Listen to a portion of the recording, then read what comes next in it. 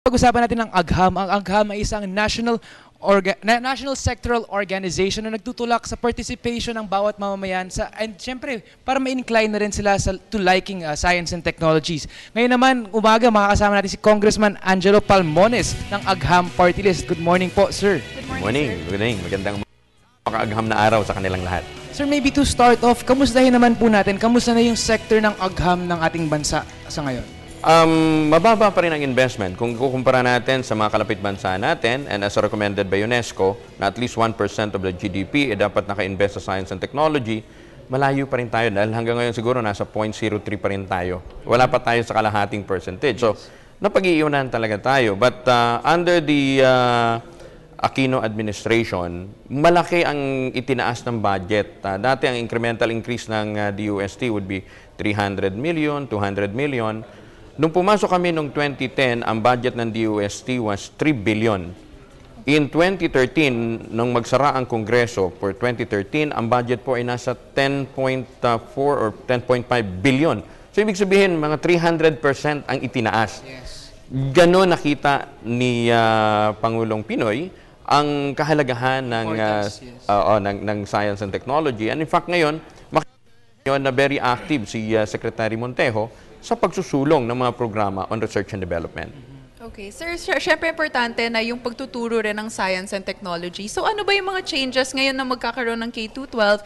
Paano ba ma-integrate yung science subject sa curriculum? Actually, yun yung isa sa mga contentious issue. Sinasabi nila mawawala ang science. Hindi po. Doon sa spiral learning na pinupush natin under K+12, naka-integrate siya. So, hindi siya mawawala. Pero ang inilalaban pa rin natin, sana dun sa IRR, independently pa rin ituro ang math. Napakahalaga kasi na ang bata, sa formative years pa lang niya, ma-develop na yung kanyang interest sa math. Sabi ko nga, maraming hindi nakakaintindi na ang math is everything that happens to us. The moment you learn how to walk, math na yun eh. Diba? Under K+12, yung Section 8, hindi ko lang alam kung nabago na ito, but may isang provision doon na isinulong ko na dapat yung mga graduates ng science, engineering, and statistics, pwede nang magturo sa elementary and high school, public and private, kahit hindi pa pumapasa sa licensure examination for teacher.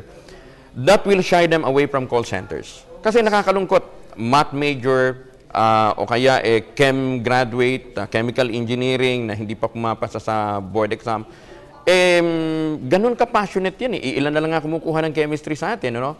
Pagkatapos, napupunta pa sa call center instead na pumunta sa mga academic institution kasi wala silang LET.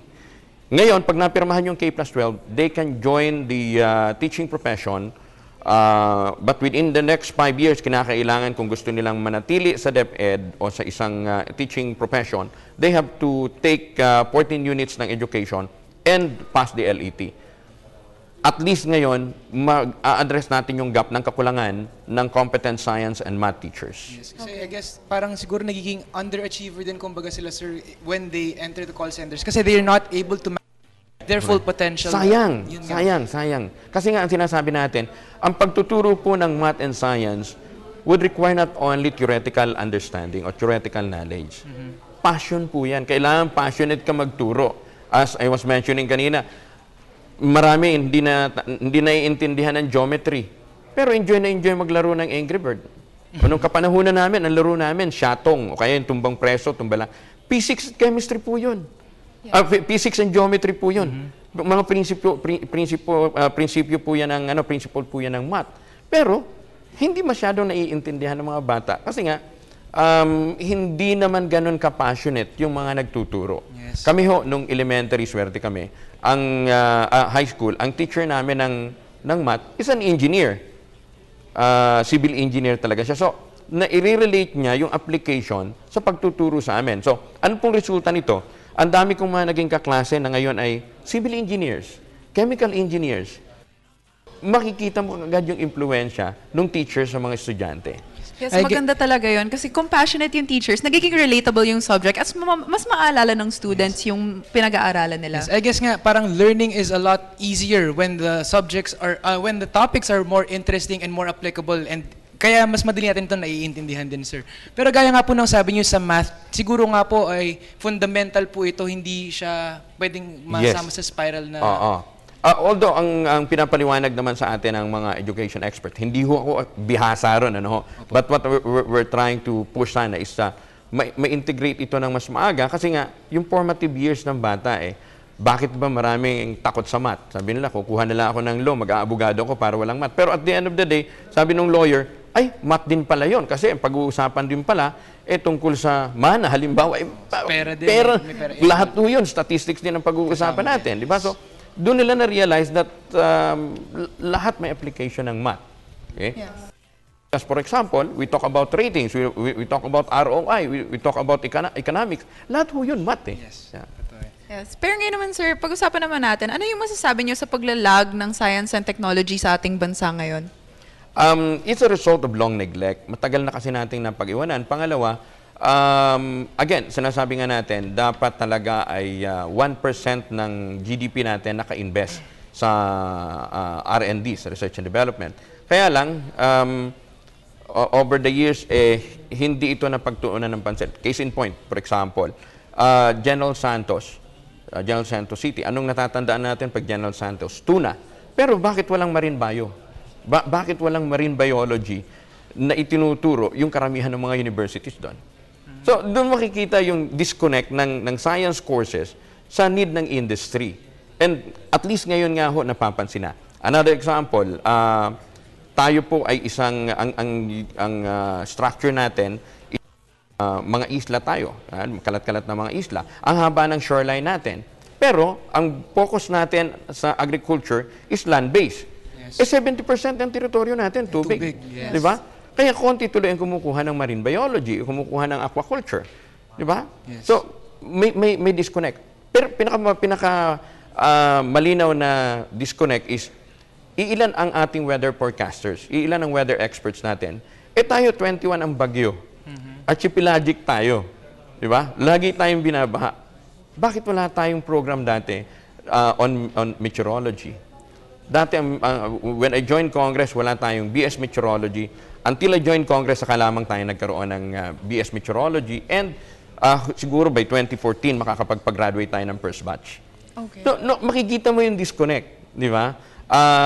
Nauunahan na tayo ng ibang bansa in terms of space science. Di ba? Konti pa rin ang nag-o-offer ng mga courses related to space science. In fact, yun yung mga pinupush namin. Kayo ba kontento sa wifi nyo? Mabagal na, mahal pa. Di ba? Samantalang sa ibang bansa, pag pumunta ka paglabas mo pa lang ng airport, libre ng wifi. Di ba? Mabilis pa. Di ba? Kaya sinasabi nila, sound is, should be like speed of light. Di ba? Dito sa atin, speed yata ng tricycle yung natin, o scooter, yung speed ng ating wifi. Di ba? So, ganun siya kabagal. So, paano ho natin to i-address? We need to start developing the roadmap for space science. Hindi lang dahil gusto natin pabilisin at pamurahin po ang wifi, kundi national pride na rin. Bangladesh, Sri Lanka will be launching 2 satellites in 2015. Bangladesh is coming next. Tayo, meron tayong Agila 2, pero nilaunch naman ng China yun eh. Hindi naman dito sa atin yun, di ba? Yes. But it will be decommissioned this year. So wala tayong masasabing sarili nating sa. And kung wala kang investment sa space science, lalong babagal ang pagsulong sa isang lugar. And lalong hindi mo motivate ang mga kabataan na mangarap na maging scientist. Yes. Di ba?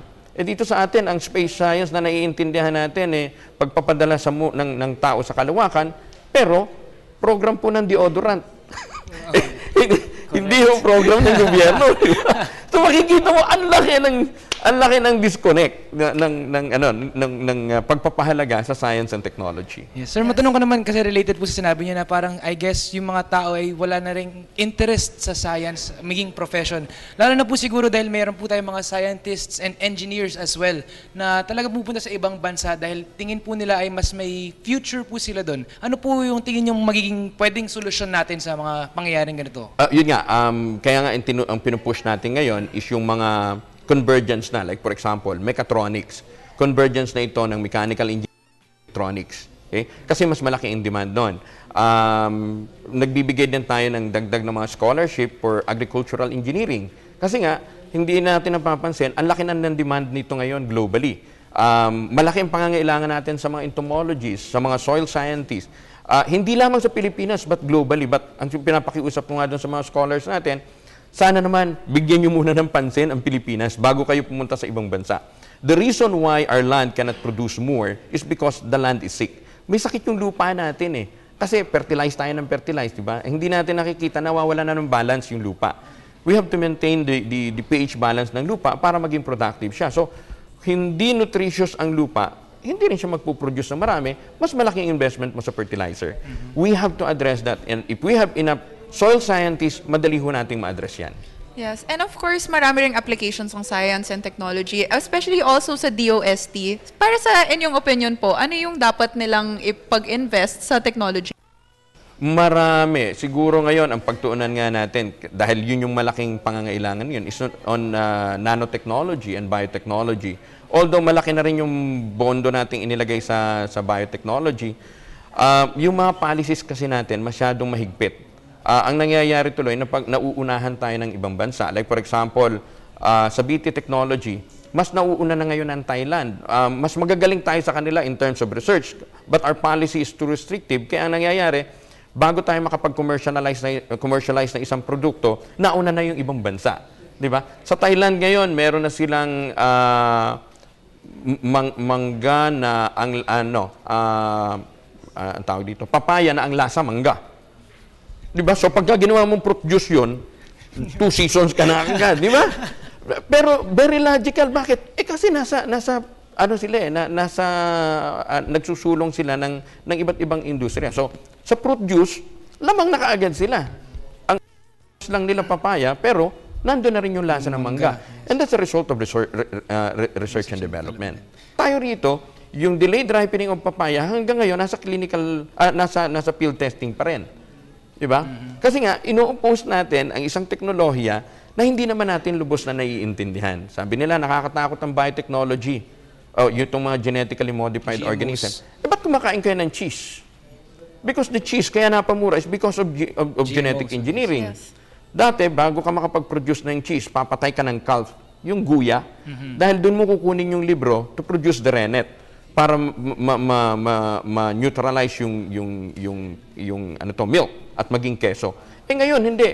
Through microbial rennet na nanggagaling lang sa amag, di ba? Hindi mo na kailangan pumatay ng guya. And that's the product of biotechnology. Pag hindi mo kasi nilaymanize yung paliwanag, hindi naiintindihan ng mga tao na Tingin nila yung masama pa biotechnology din is to. already happening all around. Yes. In fact, takot na technology. Kung yung ibang nagpasa pa ng mga ordinance na bawal ang mga produktong may lace ng GMO. Lahat ng damit natin ngayon may lace ng GM So pag pinagbawal mo ang produkto na may GM, maghuhubad ka. Dahil wala hong produkto, wala hong tela ngayon sa buong mundo, kahit pa yung synthetic, na wala hong lace nito. Why? Because BT cotton has been very effective in producing the required cotton ng mundo. Sir, siguro panghuli na lang po, baka meron po kayong karagdagang mensahe po sa ating mga manonood ngayon umaga. Salamat po. Marami ho kasi nagtatanong bakit walang makitang poster namin sa paligid. Yes. We are promoting, this is a new mindset. We believe that a clean campaigning would lead to a better governance, would lead to a better leadership. Bakit po? Kung mas matipid po ang pangangampanya, mas magkakaroon po ang lahat ng magagaling at walang kakayahang gumastos ng malaki for a national campaign to the political arena. Clean campaigning kasi po, bawat papel na ginagamit po natin para sa mga pulyetos, para po sa mga poster, is a tree being cut. Sabi ko nga, lumalaban kami para sa bundok, para sa mga lawa, pero ang puno hindi mo maipaglaban. So, yun ho yung pinapakiusap natin. Sana po, reduce natin ang pagkakalat ho ng basura pagpanahon ho ng kampanya. And that's the reason why very minimal po ang makikita ninyong campaign materials ng AGHAM. We'll rather go around and talk individually or to a group or to yung town hall conference para maipaliwanag natin sa kanila ang ating mga agenda. So, doon sa mga nagtatanong, kumakandidato bang agham? Yes, we're seeking for re-election because we believe that we have to invest more in research and development. Number 95 po ang agham sa inyong mga balota. At kung nagtataka kayo bakit hindi kami ganun ka-visible is because we want a clean campaigning and we adhere to the mandate of, to the instruction of COMELEC na huwag maglalagay sa designated areas, lalong-lalo na sa mga puno at mga poste. Ang puno po ay buhay, igalang po natin, huwag po nating pakuan ng mga campaign posters. Okay, thank you so much. Maraming salamat Salamat po, po. Congressman Angelo Palmones.